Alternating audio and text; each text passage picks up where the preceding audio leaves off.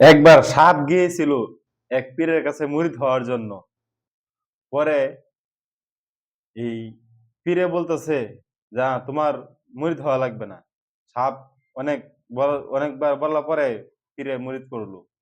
তখন সাপেরে যে জিগির দিছে, সে জিগির করতেছে আর বলতেছে, পীরে বলে দিছে যে মানুষের যতই ক্ষতি করুক তোমার, তুমি কোনোদিন তারা ধ্বংসন করবা না। তখন এক লোক গেছে এই ধান কাটতু, সাপে তো ধান খেতের মধ্যে শুয়ে শুয়া সে জিকির করতেছে। ওহন এই লোকটা ধান টান কাইটিয়া যে মুড়িডি হইছে, এই মুড়িডি রে এই দেহে কি কি দিয়ে বানবো কিছু পাইতেছে না, দেখ এক হাতটা হয়ে রয়েছে।